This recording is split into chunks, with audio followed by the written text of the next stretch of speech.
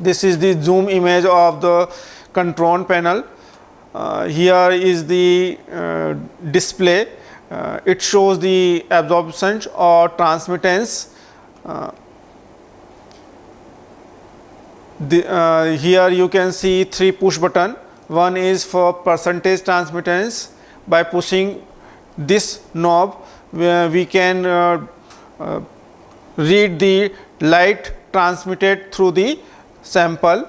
By pushing absorption knob, absorption push button, we can measure the absorbance, and by concentration push button, we can see here the concentration. Here different knobs. Set 0 is initially used to adjust the reading 0 of the instrument. Due to voltage fluctuation, the instrument does not show 0 reading. To standardize it, we can use initially set 0 knob. Here another 2 knob, that is a coarse set and a fine set. By coarse set, we can fluctuate the display reading by a larger proportion, and by fine tuning we can adjust the display reading by a lower amount. Here again, to select a proper source, 2 push buttons are given on the control panel. One is UV push button that select the UV light source, and another one is visible push button that select the visible light source. In the right, there is a panel given. By using this, we can manually enter the wavelength of desired measurement. In other words, by this panel we can give the desired wavelength to the instrument. To use it, first push the clear CLR button. It will clear the display reading. Now your instrument is ready to take any wavelength. Then as we know that we are going to measure the caffeine on wavelength 260 nanometer. So to set the instrument 260 nanometer, first we clear the display and manually enter 2600, and thereafter push the enter button. Instrument will take the 260 nanometer wavelength.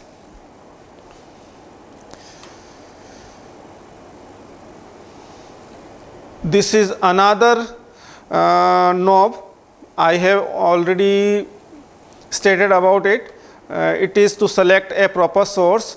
For selecting UV region, we have to direct this knob on this side, okay,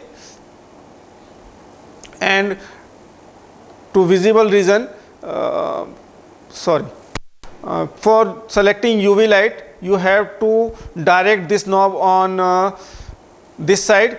By on this side, we can select any wavelength in range 200 to 340 nanometer. On turning this knob on another side, that is visible side, we can select any wavelength in range 340 to 700 nanometer. This picture shows the sample cell holder chamber. You can see a filter selector here. The filter selector currently set on filter number 2. What is it mean? You can see that a table just below the cover. Here given filter number and associated wavelength in front of it. Filter number 1 does not allow to pass any light from it. Filter number 2 allows the passage of light of wavelength 200 to 340 nanometer. Filter number 3 allow the passage of light of wavelength 340 to 380 nanometer. Filter number 4 allow the passage of light of wavelength 380 to 460 nanometer. Filter number 5 allows the passage of light of wavelength 460 to 580 nanometer, and filter number 6 allows the light of wavelength 580 nanometer to 1000 nanometer. By selecting this filter, by rotating this wheel, we can select appropriate filter. Here you also can see four sample holder. It means we can simultaneously put 4 cuvette in this chamber and measure the absorbance one by one. This is the another view of this chamber. Here you can see a hole. This hole, your light source is put here.